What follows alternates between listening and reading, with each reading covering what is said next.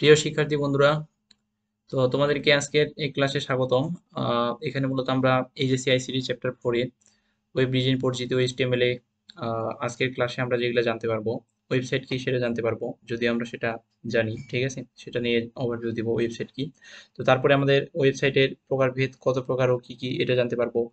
তারপর হচ্ছে ওয়েবসাইটের কাঠামো কি এবং ওয়েবসাইটের কাঠামো কত প্রকার ও কি কি, এগুলা নিয়ে বিস্তারিত আজকের ক্লাস হবে। এবং আহ, এই আজকের ক্লাসে এইগুলা জানার পরে মূলত আমরা বিভিন্ন ধরনের সৃজনশীল যেগুলো আছে এই সৃজনশীলে কিন্তু ওয়েবসাইটের কাঠামো রিলেটেড কোশ্চেন গুলা এসে থাকে। তো সেইগুলা কিভাবে সলভ করবো আমরা সেটা নিয়েও আলোচনা করা হবে। তো ক্লাসটা কন্টিনিউ করতে থাকো এবং মনোযোগ দিয়ে দেখো। তো তার আগে একটা কথা বলে দিই, ইনফরমেশন যে আহ, এই অধ্যায়ের এই অধ্যায়ের যে ফুল প্লেলিস্ট আছে, প্লেলিস্ট মানে যেটা বোঝায় অ্যাকচুয়ালি যে সবগুলা ক্লাসেই সিকোয়েন্সিয়ালি সাজানো, যেটা যেখানে আছে ইউটিউব আমার ইউটিউব চ্যানেলে। তো সেই প্লেলিস্টের লিঙ্ক তোমার ডেসক্রিপশনে, এই ভিডিওর ডেসক্রিপশনের লিঙ্কে দেওয়া আছে, ডেসক্রিপশনের লিঙ্ক দেওয়া আছে। সেখান থেকে প্লেলিস্টে গিয়ে সিকোয়েন্সিয়ালি ভিডিওগুলো দেখতে পারো। সিকোয়েন্সিয়ালি ভিডিওগুলো দেখলে কোনটার পরে কোনটা আমাদের জানার প্রয়োজন, এই সিকোয়েন্সটা ঠিক থাকবে এবং সবকিছুই আশা করি ভালো মতো বুঝতে পারবা। ঠিক আছে। তো তারপরেও এই ক্লাসের পরে তোমাদের মধ্যে যদি কোনো কোশ্চেন থেকে থাকে, তো সেই টাইপের কোশ্চেনগুলা, কোশ্চেন আমার একটা গ্রুপ আছে, ঠিক আছে, সেই গ্রুপের লিঙ্কও দেওয়া আছে এখানে, ফেসবুক গ্রুপ এবং ফেসবুক পেজ আছে, সেই লিঙ্ক দেওয়া আছে, সেগুলোতে গ্রুপে জয়েন হয়ে সেই রিলেটেড কোশ্চেন কিছু যদি কোশ্চেন থাকে তোমার কোশ্চেন করতে পারবা। সেখানে কোশ্চেন করলে আশা করি সঠিক উত্তর তুমি পেয়ে যাবে বা সঠিক উত্তর দেওয়া হবে। তো যাই হোক, আর যদি ক্লাসটা ভালো লাগে থাকে অবশ্যই লাইক করবা, ঠিক আছে, কমেন্ট করবা এবং সাবস্ক্রাইব করে রাখবা। তো যাই হোক, আমরা শুরু করি তাহলে আজকের টপিক। তো আমাদের প্রথমে যেটা আসে যে ওয়েবসাইট, ওয়েবসাইট আসলে কি। তো ওয়েবসাইট হলো কোনো ওয়েব সার্ভারে রাখা ওয়েব পেজ, ছবি, অডিও, ভিডিও ও অন্যান্য ডিজিটাল তথ্যের সমষ্টিকে ওয়েবসাইট বলি। ঠিক আছে। অথবা আমরা এটাকে এভাবে বলতে পারি যে একই ডোমেনের অধীনে একাধিক ওয়েব পেজের সমষ্টিকে ওয়েবসাইট বলা হয়।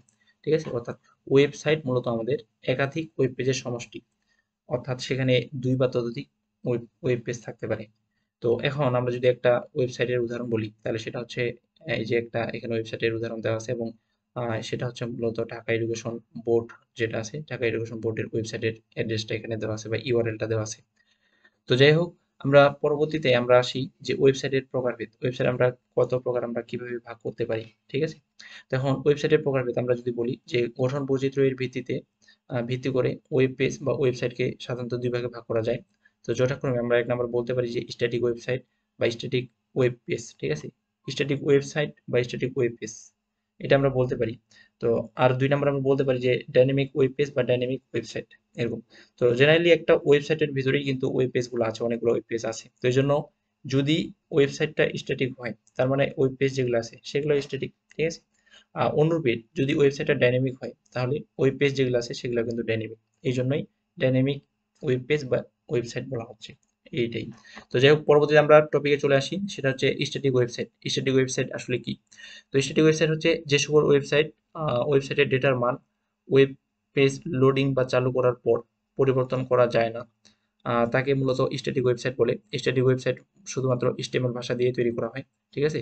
তার মানে আমরা বলতে পারি এই ধরনের ওয়েবসাইটগুলো আমরা যখন ব্রাউজ করি, ওই ওয়েব ওয়েব সাইটটাকে, ওয়েবসাইটের ওয়েব পেজগুলো যখন আমরা ব্রাউজ করি, তখন আমরা কোনো ডেটার মান পরিবর্তন করতে পারবো না। আমাদের ইচ্ছা হইলেই আমরা কোনো কিছু পরিবর্তন করতে পারবো না। আমরা শুধু জাস্ট সেটা ব্রাউজ করতে পারবো, ভিজিট করতে পারবো। ঠিক আছে। এই ধরনের ওয়েবসাইটগুলোকে বলা হয় মূলত স্ট্যাটিক ওয়েবসাইট। তো স্ট্যাটিক ওয়েবসাইটে কিছু বৈশিষ্ট্য আছে। বৈশিষ্ট্য যেমন আমরা বলতে পারি যে কন্টেন্ট নির্দিষ্ট থাকে। কন্টেন্ট মানে যে ইনফরমেশন গুলা দেওয়া আছে, অর্থাৎ তথ্য বা ইমেজ বা অডিও ভিডিও, এগুলো নির্দিষ্ট থাকে, এগুলো আমরা চাইলে পরিবর্তন করতে পারবো না। তারপর ব্যবহারকারী তথ্য প্রদান বা আপডেট করতে পারে না, আমরা কোনো কিছু আপডেট করতে পারবো না। খুব দ্রুত লোড হয় মানে মানে লোডিং হতে কোনো সময় লাগে না আর কি। তারপরে কোনো রকম ডেটাবেজের সংযোগ থাকে না, মানে ওই ওয়েবসাইটের কোনো ডেটাবেজে সংরক্ষিত থাকে না। ঠিক আছে। তো তারপরে আমরা চলে আসি যে কেবলমাত্র সার্ভার থেকে ক্লায়েন্টে একমুখী কমিউনিকেশন হয়। তার মানে আমরা যে এই কোনো কোনো একটা ব্রাউজারে গিয়ে যে আমরা ওয়েবসাইটে সার্চ করলাম, সার্চ করে শুধুমাত্র ওটা আমরা দেখতে পাবো। তার মানে আমরা শুধু সার্ভার থেকে ওইটা রিকোয়েস্ট করে রেসপন্স পেয়ে আমরা শুধুমাত্র ভিজিট করতে পারতেছি, আমরা কিন্তু কোনো কিছু সার্ভারকে দিতে পারতেছি না বা আপলোড করতে পারতেছি না বা কোনো ইনফরমেশন আপডেট করতে পারতেছি না। এই জন্য এই কমিউনিকেশনটা শুধু একমুখী, আমরা শুধুমাত্র সেটা ভিজিট করতে পারতেছি, এটাই। তো তারপরে আসি আমরা যে শুধুমাত্র HTML ও CSS ব্যবহার করে এটি উন্নয়ন করা হয়। HTML মূলত আমাদের ওয়েবসাইট তৈরি করার একটা বেসিক একটা ল্যাঙ্গুয়েজ, ঠিক আছে, যেটার ফুল ফর্ম হচ্ছে হাইপারটেক্সট মার্কআপ ল্যাঙ্গুয়েজ। তো এই HTML দিয়ে মূলত একটা স্ট্রাকচার তৈরি করা হয় একটা ওয়েবসাইটের। আর CSS যেটা আছে সেই ওয়েবসাইটটাকে বা ওয়েব পেজটাকে আমরা কিভাবে ডিজাইন করব বা কিভাবে তৈরি করব, ঠিক আছে। তো এটা CSS দিয়ে করা হয়। CSS এর পূর্ণরূপ হচ্ছে ক্যাসকেডিং স্টাইল শিট। তো এটাও একটা ওয়েবসাইট ডিজাইন করার ল্যাঙ্গুয়েজ। তো যাই হোক, পরবর্তীতে আমরা আসি যে স্ট্যাটিক ওয়েবসাইটের সুবিধা। স্ট্যাটিক ওয়েবসাইটে অনেক সুবিধা আছে, এটা খরচ কম এবং ওয়েবসাইট উন্নয়ন ও নিয়ন্ত্রণ খুব সহজ এবং অতি দ্রুত দক্ষতা ও নিরাপত্তার সাথে কন্টেন্ট সরবরাহ করা যায়। তারপরে খুব সহজেই সার্চ ইঞ্জিন পরিচালনা করা যায়। তারপর সহজেই ওয়েব পেজের লেআউট পরিবর্তন করা যায়। নেট স্পিড খুব কম হলেও দ্রুততার সাথে ডেটা ডাউনলোড করা যায়। এটাই। তো তারপর আমরা আসি স্ট্যাটিক ওয়েবসাইটের অসুবিধা। কিছু কিছু অসুবিধা আছে স্ট্যাটিক ওয়েবসাইটের, সেই অসুবিধাগুলো এখানে তুলে ধরা হলো। তো যেহেতু কন্টেন্ট লোডিং করে দেওয়া হয়, তাই কন্টেন্ট আপলোড করতে প্রচুর সময় লাগে, একটু সময় লাগে আর কি কন্টেন্ট আপলোড করতে। তারপর ওয়েবসাইটের আকার বৃদ্ধির সাথে সাথে কন্টেন্টগুলো নিয়ন্ত্রণ করা কঠিন হয়ে পড়ে এবং মানসম্মত ওয়েব পেজ ডিজাইনিং অত্যন্ত কষ্টসাধ্য এবং সময় সাপেক্ষ এবং ব্যবহারকারীর নিকট হতে ইনপুট নেওয়ার ব্যবস্থা থাকে না। এগুলো হচ্ছে অসুবিধা, এগুলো একটু মনে রাখবা। তারপর আমরা চলে আসি ডাইনামিক ওয়েবসাইট। ডাইনামিক ওয়েবসাইট কি? তো যে ওয়েবসাইট মূলত আপডেট তথ্য প্রদর্শন করে তাকে ডাইনামিক ওয়েবসাইট বলে। তো বলতে পারি আমরা, অথবা ডাইনামিক ওয়েবসাইটগুলো ব্যবহারকারীর চাহিদা অনুযায়ী পরিবর্তন হয়ে প্রদর্শিত হয় এবং ওয়েবসাইটের ডেটার মান ওয়েব পেজ প্রদর্শনের পরেও পরিবর্তন করা যায়, ঠিক আছে। তো ডাইনামিক ওয়েবসাইট তৈরি করতে HTML, CSS সহ JavaScript, PHP, .NET, ESP, JSP এইগুলা ভাষা ব্যবহার করা হয়। অর্থাৎ এই প্রোগ্রামিং ল্যাঙ্গুয়েজগুলা বা এই প্রোগ্রামিং ল্যাঙ্গুয়েজ না, অ্যাকচুয়ালি যে আমরা এই ডাইনামিক ওয়েবসাইট তৈরি করার জন্য আমরা এই ধরনের ল্যাঙ্গুয়েজগুলো ইউজ করে থাকি, ঠিক আছে, জাভাস্ক্রিপ্ট, PHP এগুলো। তো আমি এখন বলি যে ডাইনামিক আর স্ট্যাটিকের যদি আমি উদাহরণ বলি তোমাদের, তো উদাহরণ হচ্ছে আমাদের মূলত HTML আর CSS যেটা আমরা স্ট্যাটিক ওয়েবসাইট তৈরি করি, সেগুলোর উদাহরণ আমরা বলতে পারি যে আমরা কোনো কিছু নিয়ে যদি আমরা কোনো কিছু ইনফরমেশন জানার জন্য যদি আমরা সার্চ দিই, সাপোজ গুগলে, ঠিক আছে। সাপোজ কোনো একটা আইসিটি নিয়ে তুমি পড়তেছো, আইসিটি নিয়ে তুমি সার্চ দিলা, এইচএসসি আইসিটি।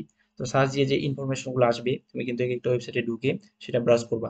শুধু কিন্তু সেটা দেখতেই পাবা, তুমি কিন্তু চাইলেই সেটা পরিবর্তন করতে পারবে না। চাইলে তুমি সেখানে অ্যাকাউন্ট খুলতে পারবে না। চাইলে কিছু তুমি কোনো যদি ভুলও থাকে, তুমি চাইলে সেটা সংশোধন করে দিতে পারবে না। চাইলে কোনো আপডেট করতে পারবে না। ঠিক আছে? এই ধরনের ওয়েবসাইটগুলো হচ্ছে স্ট্যাটিক ওয়েবসাইট। স্ট্যাটিক ওয়েবসাইট বা আমরা বলতে পারি বিভিন্ন ধরনের যে নিউজ পেপারের ওয়েবসাইটগুলো আছে, যেগুলাতে শুধুমাত্র আমরা নিউজ পড়তে পারি। কোনো কিছু আমরা দিতে পারি না বা কোনো কিছু আপডেট করতে পারি না। এগুলো হচ্ছে আমাদের স্ট্যাটিক ওয়েবসাইট। আর যদি আমরা ডাইনামিক ওয়েবসাইট বলি, ডাইনামিক ওয়েবসাইটের উদাহরণ যদি আমরা বলি, ডাইনামিক ওয়েবসাইটের উদাহরণ হচ্ছে আমাদের সোশ্যাল মিডিয়া যে প্ল্যাটফর্মগুলো আছে, যেমন আমরা বলতে পারি ফেসবুক কিন্তু একটা কিন্তু ওয়েবসাইট, ঠিক আছে। তো ওই ফেসবুক ওয়েবসাইট এটা হচ্ছে ডাইনামিক ওয়েবসাইট, কারণ আমরা এটা মানে যখন আমরা এটা ফেসবুক ইউজ করি বা যখন আমরা ফেসবুক চালাই, তো তখন কিন্তু আমরা চাইলেই যে কোনো ইনফরমেশন আমরা আমাদের প্রয়োজন অনুযায়ী আমাদের প্রোফাইলের যে ইনফরমেশন গুলো আছে, এগুলো কিন্তু আমরা আপডেট করতে পারি, চেঞ্জ করতে পারি, ঠিক আছে। প্রোফাইল পিক আপলোড করতে পারি, কারো প্রোফাইলে লাইক কমেন্ট করতে পারি। এই ধরনের ইনফরমেশন গুলো আমরা পরিবর্তন করতে পারি।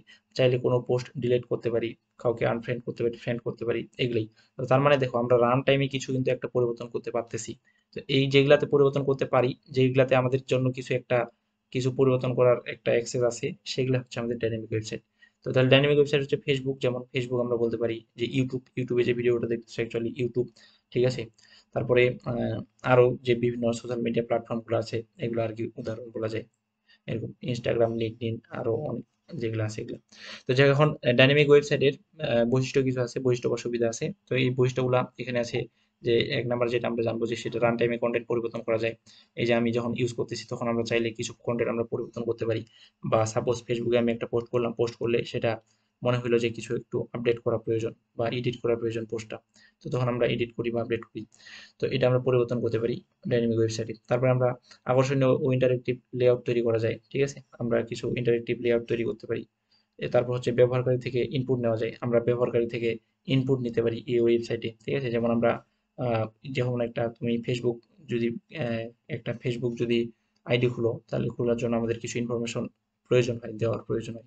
তো ইনফরমেশন যেগুলো আমরা দিই, নাম্বার দিই, জিমেল, ঠিক আছে, নাম্বার বা জিমেল যেকোনো একটা দিই, পাসওয়ার্ড দিই, এই ইনফরমেশন আমাদের নাম দিই, আমাদের বার্থ, ঠিক আছে, বার্থডে ডেট দিই, তারপর হচ্ছে তোমার এই ইনফরমেশন গুলো আমরা দিয়ে থাকি, লোকেশন এগুলা। তো এই ইনফরমেশন গুলো আমরা ইনপুট হিসেবে নেই আর কি ব্যবহারকারীর কাছ থেকে, এই ওয়েবসাইট যারা তৈরি করছে সেই ইনফরমেশন গুলো ওইখানে স্টোর করা থাকে। তারপর আমরা আকার বৃদ্ধি পেলেও কন্টেন্ট নিয়ন্ত্রণ করতে সুবিধা হয় না, ঠিক আছে? কারণ এই ক্ষেত্রে মূলত আমাদের ডাটাবেস সার্ভার ইউজ করা হয় বা ডাটাবেস ইউজ করা হয়। ডাটাবেজের কারণে ডাটাবেজে সেই আমাদের ইনফরমেশন গুলো ওইখানে সংরক্ষিত থাকে, এই জন্য নিয়ন্ত্রণ করতে এটা অসুবিধা তেমন হয় না।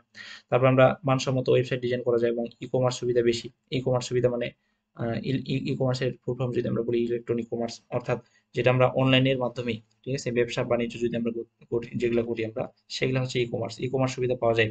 তো তোমরা দেখবা যে ফেসবুকে যদি আমরা বলি, ফেসবুকে কিন্তু বিভিন্ন প্রকার ভিডিও দেখার জন্য, ভিডিও দেখার পরে কিন্তু অ্যাড আসে। অ্যাড হচ্ছে অ্যাডভার্টাইজমেন্ট আর কি।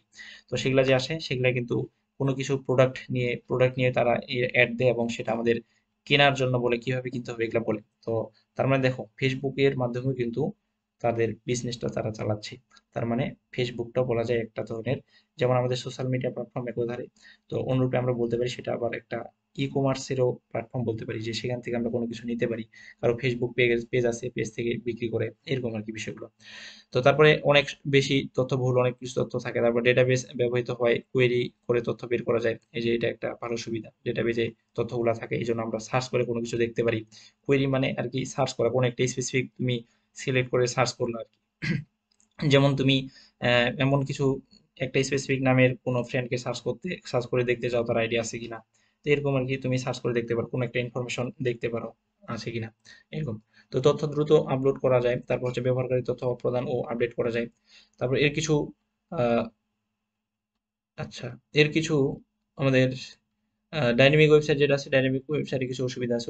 অসুবিধাগুলো এখানে দেওয়া হলো, যে খরচ অনেক বেশি, তারপর দক্ষ জনবহুল প্রয়োজন হয়, তারপর ডাইনামিক কন্টেন্ট তৈরি ও ডেটাবেস ব্যবহৃত হয়, লোড হতে বেশি সময় লাগে এবং উন্নয়ন ও নিয়ন্ত্রণ করা তুলনামূলক জটিল আর কি। তারপর তুলনামূলক কম নিরাপদ এটাই। তো এখন এইদিকে আমি একটা ডাইনামিক ওয়েবসাইটের উদাহরণ দেখাইছি, যেখানে মূলত ডেটাবেস, এখানে দেখো একটু ডাইনামিক ওয়েবসাইট, এখানে সার্ভার আছে একদিকে, সার্ভার কম্পিউটার, যেখানে মূলত আমাদের ডেটাগুলা সংরক্ষণ করা হয়। আর সংরক্ষণ করা হয়, বা আমরা বলতে পারি সার্ভার কি অ্যাকচুয়ালি আমাদের যে বিভিন্ন ওয়েবসাইটগুলো আছে, এই ওয়েবসাইটগুলোর যেখানে যেই কম্পিউটারে, একটা সুপার কম্পিউটারে সংরক্ষিত থাকে ওয়েবসাইটের তথ্যগুলা, সেটা হচ্ছে আমাদের একটা সার্ভার। সার্ভার হচ্ছে একটা কম্পিউটার বলতে পারি। তো এই সার্ভারের একটা ডেটাবেস আছে বা ডেটা আছে, স্পেস আছে আর কি, স্টোরেজ আছে। ওই স্টোরেজে মূলত আমরা আমাদের ইনফরমেশনগুলো রাখতে পারি, আমাদের ডেটাগুলো রাখতে পারি, ঠিক আছে? অডিও, ভিডিও বা ইমেজ এগুলো আমরা রাখতে পারি ডেটাবেসে। তো এই ডেটাবেস থেকেই কিন্তু আমরা এখানে ক্লায়েন্ট যেটা আছে না, ক্লায়েন্ট বা ব্রাউজার, এই ক্লায়েন্ট বা ব্রাউজার আমরা যেই কম্পিউটার দিয়ে ব্রাউজ করি, তো এখান থেকে কিন্তু আমরা সার্ভার থেকে সেই ইনফরমেশনগুলো দেখতে পাই। এটা হচ্ছে ডাইনামিক ওয়েবসাইটের উদাহরণ। আর স্ট্যাটিকের আমি একটা কথা বলি, স্ট্যাটিকের যে এখানে আমরা দেখছি স্ট্যাটিকের একটা চিত্র এখানে দেওয়া আছে, তাহলে এখানে কিন্তু ডিরেক্টলি সার্ভার থেকে ওয়েবসাইটে শুধুমাত্র কমিউনিকেশন হয়, এখানে কিন্তু কোনো ডেটাবেস নাই। ডেটাবেস মানে কি, আমাদের যে ইউজারের যে ডাটাগুলো থাকবে, এরকম কোনো ডেটাবেস এখানে নাই। এই জন্য আমরা এখানে কোনো কিছু দিতে পারি না বা কোনো কিছু পরিবর্তন করতে পারি না। তো যাই হোক, পরবর্তীতে আমরা আসি। এখন স্ট্যাটিক ওয়েবসাইট ও ডাইনামিক ওয়েবসাইটের মধ্যে পার্থক্য আছে। এই পার্থক্যটা মোস্ট ইম্পর্টেন্ট এবং বিশেষ করে আমাদের অনুধাবনমূলক প্রশ্ন, অর্থাৎ খ নাম্বার প্রশ্নে এই কোশ্চেনটা এসে থাকে। তো স্ট্যাটিক ওয়েবসাইট, ডাইনামিক ওয়েবসাইট, যেগুলো আমরা বৈশিষ্ট্যগুলো বললাম, এই বৈশিষ্ট্যগুলো দিয়ে আমরা পার্থক্য বের করতে পারি। যেমন আপডেট তথ্য প্রদর্শন করে না স্ট্যাটিক ওয়েবসাইট, যেটা যেটা আমি একবার আপলোড করছি সেটাই আপডেট তথ্য প্রদর্শন করে না আর কি, ঠিক আছে? তারপর ডাইনামিক ওয়েবসাইট যেটা, যে আপডেট তথ্য প্রদর্শন করে, তারপর রান টাইমে কন্টেন্ট পরিবর্তন করা যায় না। আর যেটা ডাইনামিক ওয়েবসাইট সেটা হচ্ছে রান টাইমে কন্টেন্ট পরিবর্তন করা যায়, তার ব্যবহারকারী থেকে ইনপুট নেওয়া যায় না। আর ডাইনামিকে ব্যবহারকারী থেকে ইনপুট নেওয়া যায়, তুলনামূলক বেশি নিরাপদ স্ট্যাটিকটা, তুলনামূলক কম নিরাপদ ডাইনামিক ওয়েবসাইটটা, ঠিক আছে? তারপরও আহ, আরো কিছু আছে, ডেটার মান ওয়েব পেজ প্রদর্শন করার সময় পরিবর্তন করা যায় না, এটা স্ট্যাটিকে। আর ডাইনামিক মূলত ডেটার মান ওয়েব পেজ প্রদর্শন করার সময় পরিবর্তন করা যায়। তারপর হচ্ছে আমাদের শুধুমাত্র এইচটিএমএল ও সিএসএস ভাষা ব্যবহার করে আমরা স্ট্যাটিক ওয়েবসাইট তৈরি করে থাকি। এবং আর ডাইনামিক ওয়েবসাইট তৈরি করতে গেলে এইচটিএমএল সিএসএস সহ আমাদের জাভাস্ক্রিপ্ট, পিএসপি, ডট নেট, তারপর ইএসপি এবং জেএসপি ইত্যাদি ভাষা ব্যবহার করা হয়। তো আরো কিছু আছে, কন্টেন্ট আপলোড হতে বেশি সময় লাগে স্ট্যাটিকে, আর ডাইনামিকে কন্টেন্ট আপলোড হতে কম সময় লাগে। তারপর স্ট্যাটিকের ডেটাবেস সংযোগ থাকে না এবং ডাইনামিক ডেটাবেস সংযোগ থাকে। তারপর হচ্ছে স্ট্যাটিকে খরচ কম, ডাইনামিকে খরচ বেশি। তো তারপর স্ট্যাটিকে হচ্ছে উন্নয়ন ও নিয়ন্ত্রণ করা সহজ হয়, আর ডাইনামিকে হচ্ছে আমাদের উন্নয়ন ও নিয়ন্ত্রণ করা তুলনামূলক জটিল। তো এই পার্থক্যগুলা একটু মনে রাখবা, এগুলা পরীক্ষার জন্য ইম্পর্টেন্ট। তারপরে আমরা চলে আসি যে আবার অবস্থানের উপর ভিত্তি করে ওয়েব পেজ বা ওয়েবসাইট মূলত দুই প্রকার। একটা আমরা পাই লোকাল ওয়েব পেজ, আর একটা পাই রিমোট ওয়েব পেজ। তো এই লোকাল ওয়েব পেজ যদি আমরা বলি, যে স্থানীয়ভাবে ডিজাইন করা ওয়েব পেজগুলোকে লোকাল ওয়েব পেজ বলা হয়। স্থানীয় বলতে আমি একটা নির্দিষ্ট কম্পিউটারে সেটা ডেভেলপ করছি বা ডিজাইন করছি এবং এই কম্পিউটারেই চালাচ্ছি, এরকম ওয়েব পেজকে বলা হয় লোকাল ওয়েব পেজ। তো লোকাল ওয়েব পেজগুলো সাধারণত সোর্স ড্রাইভ ও ডিরেক্টরি থেকে সহজে ব্যবহার করা যায়। তো এই ধরনের ওয়েব পেজ ব্যবহারের জন্য ইন্টারনেট সংযোগের প্রয়োজন হয় না। অর্থাৎ আমি যেই কম্পিউটার ইউজ করি, এই কম্পিউটার থেকে যদি আমরা ওয়েব পেজ একটা তৈরি করে সেখান থেকে যদি আমরা ভিজিট করি বা ব্রাউজ করি, এক্ষেত্রে কিন্তু আমাদের কোনো ইন্টারনেট সংযোগের প্রয়োজন হয় না। কারণ এখানেই ওই ওয়েব পেজ, ওই ওয়েবসাইটের ইনফরমেশন আমাদের এখানেই আছে, এখানেই তৈরি করা হয়েছে। ঠিক আছে? এই জন্য সেটাতে কোনো ইন্টারনেট কানেকশনের প্রয়োজন হয় না। এটাই, এটা একটা পয়েন্ট, এটা মনে রাখবা। তারপর আসি আমরা রিমোট ওয়েব পেজ। তো রিমোট হচ্ছে কি, স্থানীয় কম্পিউটার ব্যতীত, মানে আমার কাছে যে কম্পিউটার আছে এটা ব্যতীত, বা আমাদের কাছে যে কম্পিউটার নেটওয়ার্ক আছে এটা ব্যতীত অন্য কোনো কম্পিউটার বা সার্ভারে রক্ষিত বা সংরক্ষিত ওয়েব পেজগুলোকে রিমোট ওয়েব পেজ বলা হয়। মানে অন্য কোনো সার্ভারে আছে, অর্থাৎ আমরা এই বাংলাদেশ থেকে যে কোনো দেশের, বলতে পারি আমরা ইউএসএ বা রাশিয়ার একটা ওয়েবসাইট যদি আমরা ভিজিট করি বা ব্রাউজ করি, ঠিক আছে, বা আমরা এখানে বসে আমরা যদি আমাদের দেশের অন্য একটা শহরের অন্য একটা জায়গার ওয়েবসাইট ভিজিট করি, তখন সেটাকে বলা হয় মূলত রিমোট ওয়েবসাইট বা ওয়েব পেজ। ঠিক আছে? তখন রিমোট ওয়েব পেজ ডাউনলোড করার জন্য রিমোট ওয়েব পেজ ডাউনলোড করার জন্য ইন্টারনেট সংযোগের প্রয়োজন হয়, অর্থাৎ দেখার জন্য বা কোনো কিছু ডাউনলোড করার জন্য আমাদের ইন্টারনেট সংযোগের প্রয়োজন হয়। এবং এই ধরনের ওয়েব পেজ ব্যবহারের জন্য ওয়েব অ্যাড্রেস জানার প্রয়োজন পড়ে। ঠিক আছে? ওয়েব অ্যাড্রেস আমাদের জানতে হবে, নাহলে আমরা আসলে সেটা ওয়েবসাইটটা খুঁজে পাবো না। তারপর আমাদের এর ওয়েব অ্যাড্রেসকে বলা হয় ইউআরএল বা ইউনিফর্ম রিসোর্স লোকেটর বা ইউনিভার্সাল রিসোর্স লোকেটর, যেটা নিয়ে অলরেডি একটা ক্লাস আছে। সেই ক্লাসটা যদি তোমরা না দেখে থাকো, তাহলে অবশ্যই ডেসক্রিপশনে প্লে লিস্টের লিঙ্ক দেওয়া আছে, সেই লিঙ্ক থেকে দেখবা। ঠিক আছে? প্রথম ক্লাসে সেটা। তো পরবর্তীতে আসি, প্রত্যেকটি ওয়েবসাইটের ইউআরএল ইউনিক হয়ে থাকে। ইউনিক মানে আলাদা হয়ে থাকে, প্রত্যেকটাই আলাদা এবং আলাদাভাবে আমরা আইডেন্টিফাই করে থাকি। এবং প্রত্যেক ওয়েবসাইটের ইউআরএল এ যে নামটি থাকে সেটিকে ডোমেইন নেম বলা হয়। এই ডোমেইন নেম নিয়েও বিস্তারিত আমি আলোচনা করছি এর আগের ক্লাসে। তো পরবর্তীতে আমরা এই কয়েকটা উদাহরণ দেওয়া আছে রিমোট ওয়েব পেজের বা ওয়েবসাইটের, যেমন আমাদের ফেসবুক.com আছে, আরেকটা আছে ইউটিউব.com। এগুলো হচ্ছে রিমোট। রিমোট মানে যেগুলো আমরা ইন্টারনেটের মাধ্যমে ব্যবহার করে থাকি এবং অন্য দেশের সার্ভারে এই ওয়েবসাইটগুলোর ডাটাগুলো আছে। তো যাই হোক, পরবর্তী আমরা লোকাল ওয়েব পেজ এবং রিমোট ওয়েব পেজের মধ্যে কিছু পার্থক্য আছে। এই পার্থক্যগুলো আমাদের অবশ্যই জানতে হবে। এই পার্থক্যগুলো দেওয়া আছে এখানে। এদিকে লোকাল ওয়েব পেজ, এদিকে রিমোট ওয়েব পেজ আছে। তো আমরা যদি একটু পার্থক্যগুলো দেখি, তাহলে লোকাল ওয়েব পেজ হলো এমন একটি ওয়েব পেজ যা আপনার ব্যক্তিগত কম্পিউটার বা লোকাল নেটওয়ার্কের মধ্যে রক্ষিত থাকে। অর্থাৎ আমরা যে কম্পিউটার দিয়ে সেটা ভিজিট করব সেই কম্পিউটারে সেটা থাকে আর কি, এটাই। তো যাই হোক, তারপর রিমোট ওয়েব পেজ হলো এমন একটি ওয়েব পেজ যা ইন্টারনেটে হোস্ট করা থাকে এবং ওয়েব সার্ভার থেকে অ্যাক্সেস করা হয়।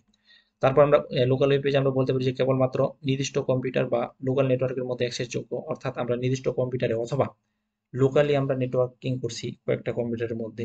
তো তখন আমরা, যদি নেটওয়ার্কিংটা থাকে এরকম, ঠিক আছে, তখন আমরা ওই পাশের কম্পিউটারে যদি ওই ওই ওয়েবসাইটটা থাকে সেটা আমরা ব্রাউজ করতে পারি, এবং সেটা হচ্ছে আমাদের লোকাল ওয়েবসাইট বা ওয়েব পেজ।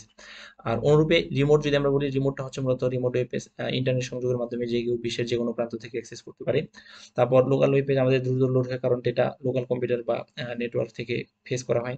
আর যেটা রিমোট ওয়েব পেজ সেটা হচ্ছে লোড হতে সময় নিতে পারে, কারণ ডেটা ইন্টারনেটের মাধ্যমে রিমোট সার্ভার থেকে ফেস করা হয়। অর্থাৎ আমাদের সেটা ডিপেন্ড করে যেহেতু আমরা রিমোট ওয়েব পেজ, এটা ডিপেন্ড করে আমাদের আসলে ইন্টারনেটের মানে অ্যাভেলেবিলিটি কেমন বা ইন্টারনেট স্পিড কেমন, এবং হচ্ছে তোমার ওই ওয়েব পেজের বা ওয়েবসাইটের রেসপন্স টাইম কেমন। এই রেসপন্স টাইম আছে একটা, রেসপন্স টাইম কেমন এটার উপর আর কি। ঠিক আছে? তো আরো কিছু ইনফরমেশন গুলো দেওয়া আছে, এগুলো তোমরা এখানে দেখবা, দেখে নিলে বুঝতে পারবা। ঠিক আছে? আর আমরা যদি উদাহরণ বলে আমরা বলতে পারি যে লোকাল ওয়েব পেজ হলো আমাদের কম্পিউটারে বা আপনার ব্যক্তিগত ওয়েব প্রজেক্ট যা আপনি আপনার কম্পিউটারে সংরক্ষণ করেছেন। আমরা যদি বলি যে রিমোট ওয়েব পেজ, তো রিমোট হলো মূলত আমাদের বিভিন্ন উদাহরণ আমি বলছি অলরেডি, ফেসবুক, ইউটিউব, গুগল, এগুলো হচ্ছে রিমোট বা পাবলিক ওয়েবসাইট এগুলো। তো যাই হোক, তারপরে আমরা চলে আসি যে ওয়েবসাইটের কাঠামো। এই অধ্যায়ের আমাদের মোস্ট ইম্পর্টেন্ট একটা টপিক, সেটা হচ্ছে ওয়েবসাইটের কাঠামো বা ওয়েবসাইট স্ট্রাকচার। ঠিক আছে? স্ট্রাকচার অফ ওয়েবসাইট আর কি। তো এখান থেকে মূলত ক নাম্বার কোশ্চেন এবং সৃজনশীল প্রশ্ন এটা এসে থাকে। তো এই জন্য এটা আমাদের অবশ্যই ভালো মতো বুঝতে হবে। তো আমরা আসি প্রথমেই, তো ওয়েবসাইটের কাঠামো বলতে আসলে কি বুঝে। তো যে কাঠামোতে একটি ওয়েবসাইটের সব তথ্য উপস্থাপন করা হয় তাকে ওয়েবসাইট কাঠামো বলা হয়। তো একটি ওয়েবসাইটের মধ্যে অনেক ধরনের ওয়েব পেজ থাকতে পারে। ঠিক আছে? তো আর আমি আরেকবার যদি বলি যে যে কাঠামোতে একটি ওয়েবসাইটের সব তথ্য উপস্থাপন করা হয় তাকে ওয়েবসাইটের কাঠামো বলা হয়। ঠিক আছে?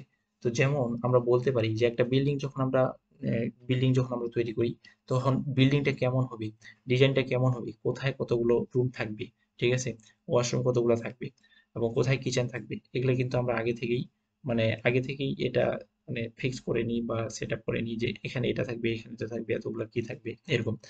তো অনুরূপী একটা ওয়েবসাইটে আমাদের দেখতে কেমন হবে, পেজগুলো কিভাবে থাকবে, কোন পেজে কি থাকবে, এই যে যেই কাঠামোর মাধ্যমে এটা আসলে যে কাঠামোতে মূলত একটা ওয়েবসাইটের তথ্যগুলো এইভাবে উপস্থাপন করা হয় সেটাকে ওয়েবসাইটের কাঠামো বলা হয় এরকম।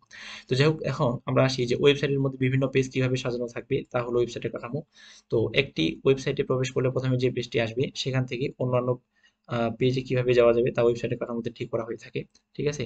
তো ওয়েবসাইটের কাঠামোর তিনটি অংশ রয়েছে। একটা হচ্ছে তিনটি অংশে বিভক্ত। একটা হচ্ছে মূল পেজ বা যেটাকে আমরা হোম বা ইন্ডেক্স পেজ বলা হয়। আর তারপর হচ্ছে মূল ধারার পেজ যেটাকে মেইন সেকশন পেজ বলা হয়। তারপর একটা উপধারার পেজ যেটাকে সাব সেকশন পেজ বলা হয়। তো আমরা চলে আসি যে মূল পেজ।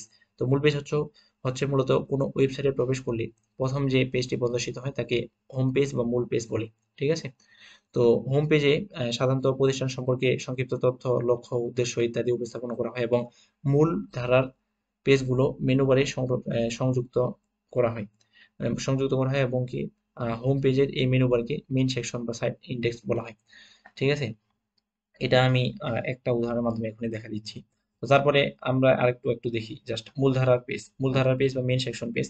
তো হোম পেজের বিভিন্ন মেনু বা অপশনে ক্লিক করলে অন্যান্য পেজে যাওয়া যায় এবং হোম পেজের মেনুগুলোকে বলে মেইন সেকশন, যা ওয়েবসাইটের সাইট ইন্ডেক্স হিসেবে পরিচিত, এবং হোম পেজের লিঙ্ক থেকে মূলধারার পেজগুলোকে দর্শকরা আহ, দর্শকরা যাবে নির্দিষ্ট তথ্যের জন্য, মানে আমরা বলতে পারি অ্যাকচুয়ালি যে মূলধারার পেজ যেগুলো আছে সেগুলাতে আমরা হোম থেকে আমরা নির্দিষ্ট কোনো তথ্য আমরা চাই, ওই তথ্যের জন্য আমরা সেই পেজে যাব আমরা। ঠিক আছে?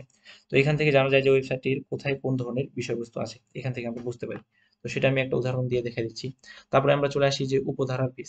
তো উপধারার পেজগুলো একটি নির্দিষ্ট বিষয় সম্পর্কে বিস্তারিত তথ্য থাকে এবং পেজগুলি মূলধারার পেজের সাথে সংযুক্ত থাকে, এবং যেমন আমরা বলতে পারি একটি বিশ্ববিদ্যালয় ওয়েবসাইটের হোম পেজের মেনু বারে বিভিন্ন বিভাগের পেজগুলি সংযুক্ত থাকে এবং প্রতিটি বিভাগের জন্য পেজগুলির মূল ধারার যে পেজগুলা যে প্রতিটি বিভাগের জন্য যে পেজগুলো আছে এগুলো মূল ধারার পেজগুলো হয়। আবার প্রতিটি বিভাগের জন্য ভর্তি তথ্য, সিলেবাস ও নোটিশ ইত্যাদি যে আছে এগুলোকে বলা হয় উপস্থাপনের জন্য যে পেজগুলো আছে।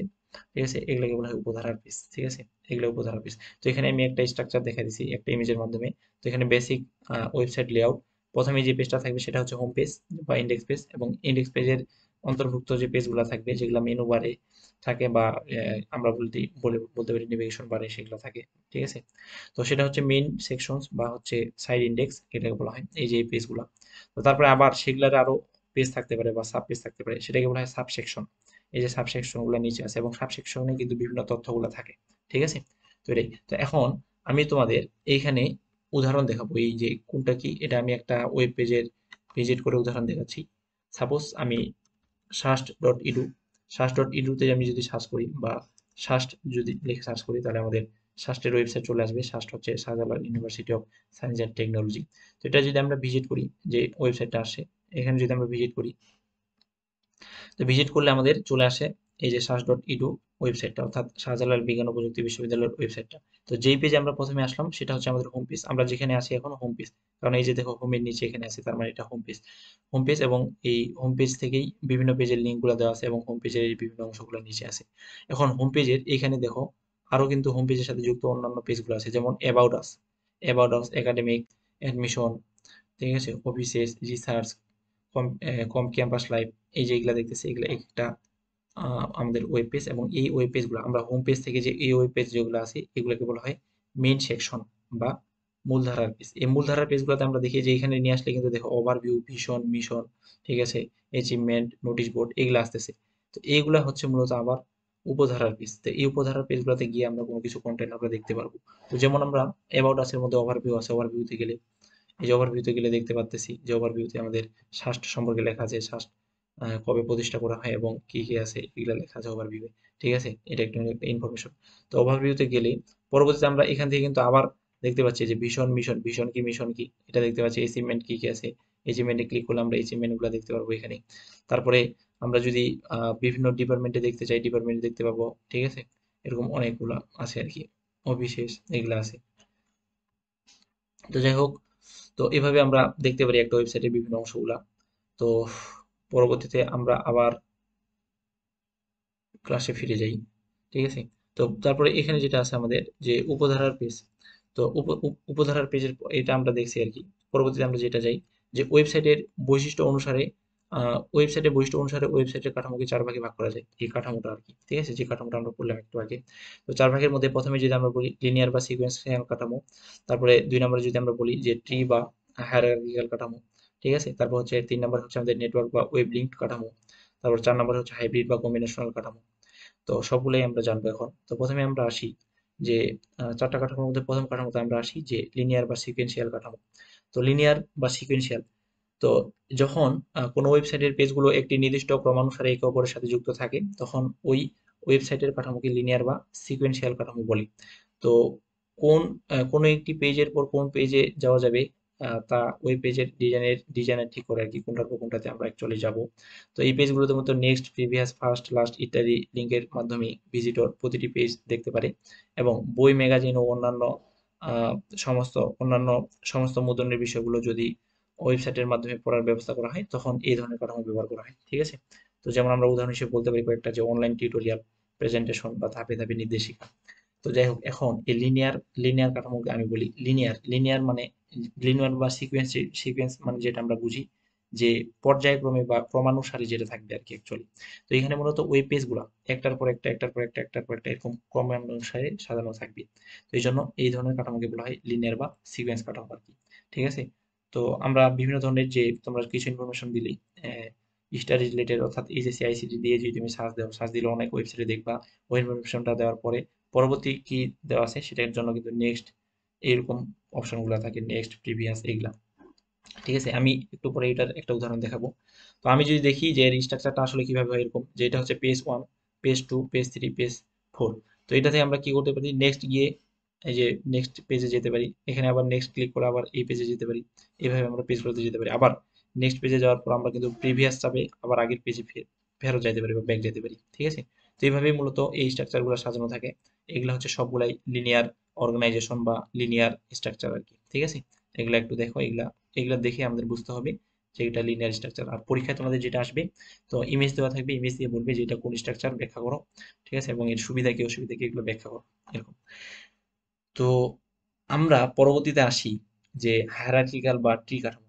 ঠিক আছে হায়ারার্কিক্যাল বা ট্রি কাঠামো এই হায়ারার্কিক্যাল বা ট্রি কাঠামো যদি আমি বলি যে যে ওয়েবসাইটের পেজগুলো শাখা প্রশাখায় সাজানো থাকে তাকে মূলত ট্রি বা হায়ারার্কিক্যাল কাঠামো বলা হয় এবং এই পদ্ধতিতে ওয়েবসাইটের বিভিন্ন শাখাগুলোকে আলাদাভাবে সংযুক্ত করা হয়ে থাকে যেমন হোম পেজ সাব মেনু ও অন্যান্য পেজের লিঙ্ক থাকে আমি একটু আগেই যে দেখাইলাম সেটা হচ্ছে সাস ডট ইটু ওয়েবসাইটে যেটা আমি দেখাইছি সেটা কিন্তু একটা হায়ারার্কিক্যাল বা ট্রি কাঠামো কারণ আমরা কি করছি যে আমরা হোম পেজে গেছি হোম পেজে গিয়ে আমরা যে পেজগুলো পাচ্ছি যে মূলধারার পেজগুলো মূলধারার পেজে ক্লিক করলে কিন্তু আমরা সেখান থেকে দেখতেছি একটু আগে দেখলাম আমরা একাডেমিকের বিভিন্ন অংশগুলা ওইখান থেকে আবার অন্যান্য পেজে যাওয়া যায় তো এই যে শাখা প্রশাখায় বিভক্ত হোম পেজ থেকে আবার কিছু শাখা আছে ওই পেজ থেকে আবার মূলধারার পেজ আছে মূলধারার পেজগুলো থেকে আবার উপধারার পেজগুলো আছে এরকম যে শাখা প্রশাখায় বিভক্ত এই ধরনের স্ট্রাকচারকে বলা হয় মূলত হায়ারার্কিক্যাল বা ট্রি কাঠামো ট্রি বলতে আর আসলে গাছ বোঝায় গাছে যেমন আর কি এই যে একটা মানে আমাদের একটা ডাল থেকে আরো ডাল বিভিন্ন ডালগুলা হয় যে বিভিন্ন ডালগুলা পাওয়া যায় তো এরকম স্ট্রাকচারের জন্যই মূলত এটাকে ট্রি কাঠামো বলা হয় তো এতে করে মূলত ওয়েবসাইটের ভিজিটররা সহজে বুঝতে পারে যে কোন অংশে তার প্রয়োজনীয় তথ্যগুলো আছে ঠিক আছে এবং বড় বড় প্রতিষ্ঠান বা কর্পোরেট প্রতিষ্ঠানের ওয়েবসাইট স্কুল কলেজ ব্যাংক বিমা বিশ্ববিদ্যালয় সহ বিভিন্ন ব্যবসায়িক প্রতিষ্ঠানের ওয়েবসাইট এই ধরনের হয়ে থাকে যেমন আমি সাস ডট ইডুটা দেখালাম সেটা কিন্তু একটা হায়ারার্কিক্যাল বা ট্রি কাঠামো ঠিক আছে তারপরে বহিস্তরে বিন্যস্ত ওয়েব পেজগুলো নিয়ে তৈরি ওয়েবসাইটের ক্ষেত্রে এই ধরনের কাঠামো ব্যবহৃত হয় তো এখানে স্ট্রাকচার গুলো দেওয়া আছে যেটা যেটা হচ্ছে আমাদের ট্রি বা হায়ারার্কিক্যাল কাঠামো নির্দেশ করে যেমন আমাদের হোম পেজ থেকে আমাদের আসবে অ্যাবাউট মি প্রজেক্টস কন্টাক্ট ঠিক আছে আবার প্রজেক্ট আবার তিনটা টাইপ আছে যে প্রজেক্ট আমরা সাপোজ তিনটা প্রজেক্ট করা আছে তো একটা project one project two project three এগুলো হচ্ছে এক একটা পেজ তো এটা হচ্ছে হোম পেজ এটা হচ্ছে মেইন সেকশন বা মূলধারার পেজ এটা হচ্ছে উপধারার পেজ ঠিক আছে বা সাবসেকশন তো অনুরূপে এই হায়ারার্কিক্যাল বা স্ট্রাকচারের আরেকটা আমরা বলতে পারি যে home page page one page two page three এভাবে থাকবে পেজ টু 2.1 পেজ 2.2 এভাবে থাকবে বা এরকম ভাবে থাকতে পারে home page page one page two ঠিক আছে পেজ ওয়ানের আবার দুইটা আরেকটা পেজ আছে আরো দুইটা পেজ আছে একটা পেজ থ্রি এবং পেজ ফোর অনুরূপে পেজ টু এরও আবার উপধারার দুইটা পেজ আছে ঠিক আছে যেটা হচ্ছে পেজ ফাইভ পেজ সিক্স এরকম তো এইভাবেই এই স্ট্রাকচারের মাধ্যমে যদি কোনো ওয়েবসাইট সাজানো থাকে তখন সেটাকে হায়ারার্কিক্যাল বা ট্রি কাঠামো বলা হয় তোমাদের পরীক্ষায় যেটা আসবে ডিরেক্টলি এরকম তোমাদের ইমেজ দিবে ইমেজ দিয়ে বলবে যে এটা কোন কাঠামোকে নির্দেশ করে ব্যাখ্যা করো তার মানে তোমরা এই যে ট্রি এর মতো দেখেই বুঝতে পারবা যে সেটা আসলে ট্রি বা হায়ারার্কিক্যাল কাঠামো পরবর্তীতে আমরা চলে আসি নেটওয়ার্ক বা ওয়েব লিঙ্ক কাঠামো। ঠিক আছে, তো নেটওয়ার্ক, তো যে ধরনের ওয়েবসাইট কাঠামোতে সবগুলো পেজেরই একে অপরের সাথে লিঙ্ক থাকে তাকে নেটওয়ার্ক কাঠামো বলা হয়। এবং এতে একটি মেইন পেজের সাথে যেমন অন্যান্য যতগুলা পেজ আছে, এই ধরনের কাঠামোতে মূলত একটা মেইন পেজের সাথে অন্যান্য যতগুলা পেজ আছে সবগুলা পেজেরই একটা লিঙ্ক থাকে। ঠিক আছে, বা লিঙ্কিং করা থাকে, অর্থাৎ আমরা যে কোনো পেজ থেকে অন্য যে কোনো পেজে আমরা যেতে পারি। ঠিক আছে, তো এটা যদি আমরা উদাহরণ বলি, তো উদাহরণ যদি বলি মূলত, তো উদাহরণ হচ্ছে মূলত ব্লগ, বিভিন্ন ধরনের ব্লগ টাইপের যে ওয়েবসাইটগুলো আছে সেগুলাতে এই ধরনের কাঠামো ইউজ করা হয়। এবং নিউজ পোর্টাল যেগুলো আছে সেগুলাতে এই কাঠামো ইউজ করা হয়। ঠিক আছে, তারপর হচ্ছে উইকিপিডিয়া, সোশ্যাল মিডিয়া প্ল্যাটফর্ম এগুলাতে ইউজ করা হয়। আমি উদাহরণের মাধ্যমে একটু পরে দেখাই দিব প্র্যাকটিক্যালি। ঠিক আছে, তারপর আমি বলি যে এখানে যে চিত্র দিছি আমি, চিত্রতে দেখো যে পি ওয়ান দিয়ে বুঝেছি আমি পেজ ওয়ান, ওয়েবসাইটে page one, page two, page three, page four. দেখো প্রতিটার সাথে কিন্তু প্রতিটার একটা লিঙ্কিং আছে, এটা দিয়ে আমরা লিঙ্কিং বুঝাইছি, মানে পেজ ওয়ান থেকে পেজ টুতে যাওয়া যাবে, অনুরূপে পেজ টু থেকে পেজ ওয়ানেও যাওয়া যাবে, আবার পেজ ওয়ান থেকে ফোরেও যাওয়া যাবে, ফোর থেকে ওয়ানে যাওয়া যাবে, পেজ ওয়ান থেকে থ্রিতেও যাওয়া যাবে এবং পেজ থ্রি থেকে ওয়ানে যাওয়া যাবে, এরকম প্রতিটার সাথে প্রতিটার লিঙ্কিং আছে। এই ধরনের কাঠামোকে বলা হয় নেটওয়ার্ক কাঠামো বা ওয়েব লিঙ্ক কাঠামো। ঠিক আছে, এটাই। তো তারপরে আমরা দেখতেছি এখানে যে আরেকটা উদাহরণ আছে যে হোম পেজ থেকে আমরা প্রতিটা পেজ যেতে পারি, আবার প্রতিটা পেজ থেকে অন্যান্য পেজ যেতে পারি, এরকম। তো যাই হোক, আমরা পরবর্তীতে চলে আসি হাইব্রিড বা কম্বিনেশন কাঠামো, এটা হচ্ছে 4 নম্বরে এবং এটা লাস্ট। তো হাইব্রিড বা কম্বিনেশন কাঠামো, তো হাইব্রিড হচ্ছে কি, তো একাধিক স্ট্রাকচার ব্যবহার করে ডিজাইন করতে ওয়েবসাইটকে হাইব্রিড বা কম্বিনেশন বা মিক্সড স্ট্রাকচার বলা হয়। ঠিক আছে, একাধিক অর্থাৎ আমরা একটা যদি লিনিয়ার এবং একটা হায়ারার্কি দুইটা কম্বিনেশন করে যদি একটা ওয়েবসাইট তৈরি করি, যেটাতে আমাদের দুইটার কম্বিনেশনে একটা আমরা ভালো একটা বেনিফিট পাবো, এই ধরনের স্ট্রাকচারকে বলা হয় তখন হাইব্রিড বা কম্বিনেশন কাঠামো। তো অনেক সময় লিনিয়ার কাঠামো এবং হায়ারার্কিক্যাল কাঠামোর মাধ্যমে মিশ্র কাঠামো তৈরি করা হয়, এই যে এখানে লেখা আছে। ঠিক আছে, এবং একাধিক স্ট্রাকচার ব্যবহার করলে ওয়েবসাইটের সৌন্দর্য যেমন বৃদ্ধি পায়, তেমনি বৃহৎদের জন্য বা ভিজিটারদের জন্য ভিজিট করাও সহজ হয় কিন্তু। তো এতে লিনিয়ারিটি এবং নেটওয়ার্ক কাঠামোর সংমিশ্রণ দেখা যায়, এবং এটি বড় ও জটিল ওয়েবসাইটের জন্য ব্যবহৃত হয়। যেমন আমরা বলতে পারি যে বড় ই কমার্স ওয়েবসাইট, শিক্ষামূলক ওয়েবসাইট ইত্যাদি। ই কমার্সের মধ্যে আমরা বলতে পারি যে দারাস যে আছে আমাদের, ঠিক আছে, দারাস বা অন্যান্য যে ওয়েবসাইটগুলো আছে আরো, এই ধরনের ওয়েবসাইটগুলো কিন্তু আমাদের বলতে পারি হাইব্রিড বা কম্বিনেশন কাঠামো ইউজ করে। আমরা বলতে পারি যে অনেক অনেক যেগুলা ওয়েবসাইটগুলো আছে, ম্যাক্সিমাম ওয়েবসাইটে কিন্তু তাদের যারা ডিজাইন করে আর কি, যাদের ওয়েবসাইটটা সেটা কন্ট্রোল করে অ্যাডমিনিস্ট্রেশন, তাদের উপর ডিপেন্ড করে ওয়েবসাইট কাঠামো নির্ধারণ করে। তবে ম্যাক্সিমামই কিন্তু হাইব্রিড বা কম্বিনেশন কাঠামো ফ্লো করে থাকে আর কি। তো এখন আমরা একটা উদাহরণ দেখবো এখানে, যে ইয়ে আছে, যে ইমেজ দেওয়া আছে, ইমেজে এখানে দেখো হোম পেজ আছে, হোম পেজ থেকে আমরা যেতে পারতেছি a.html পেজে, তারপর আরেকটা আছে b.html পেজে, তারপরে সি আছে, ডি আছে, ই আছে, এগুলাতে আমরা যেতে পারতেছি। এখন এখানে ডি যেটা আছে, ডি কে যদি তুমি বাদ দাও তাহলে কি দেখতেছো বলো তো? ডি কে বাদ দিলে আমরা দেখতেছি হোম থেকে যেতে পারতেছি আমরা এ আর বি তে, আবার এ থেকে যেতে পারতেছি আমরা সি, আর বি থেকে যেতে পারতেছি আমরা ই তে। তাহলে আমরা কি, এই হোমটা যদি আমরা বাদ দিই, ডি যেটা যদি আমরা এটা আছে এটা যদি আমরা বাদ দিই, তার মানে একটা পাচ্ছি আমরা ট্রি কাঠামো, একটা থেকে বাকিগুলোতে যাচ্ছি শাখা প্রশাখায় বিভক্ত, এই জন্য ট্রি কাঠামো। আবার এখন যদি আমরা এরকম দেখি নিচে, ঠিক আছে, নিচে যদি আমরা একটু দেখি যে d.html যেটা আছে, এটার সাথে সি এর আবার লিঙ্কিং আছে, আবার ডি এর সাথে ই এর লিঙ্কিং আছে। তার মানে কি, সি থেকে আমরা ডি তে যেমন যেতে পারি, ডি থেকে সি তে যেতে পারি, আবার ডি থেকে ই তে যেমন যেতে পারি, ই থেকে ডি তে যেতে পারি। তার মানে একটা আরেকটার সাথে পর্যায়ক্রমে সাজানো আছে এবং লিঙ্কিং করা আছে। ঠিক আছে, যেটা আমরা লিনিয়ার স্ট্রাকচারে দেখে আসছি। তো এই জন্য এখানে দেখো একটা ট্রি কাঠামো আর লিনিয়ার দুইটাই কিন্তু কম্বিনেশন আছে, এই কম্বিনেশনের কারণে এটাকে হাইব্রিড বা কম্বিনেশন কাঠামো বলা হয়।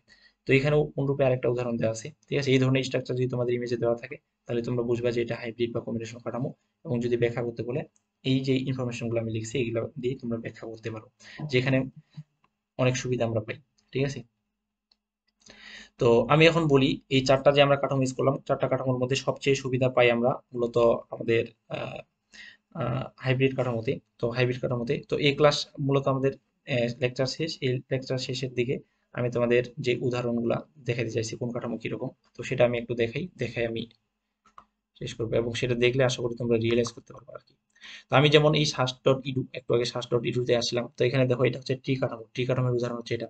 তো যেমন আমরা এখানে গেলাম, এই যে ট্রি, এখানে একটা হোম পেজের সাথে অনেকগুলো পেজ আছে, আবার এই যে দেখো অ্যাবাউট আস গেলে কি হয়, এখান থেকে আমরা ওভারভিউ, ভিশন, মিশন, অ্যাচিভমেন্ট এগুলাতে আমরা যেতে পারি।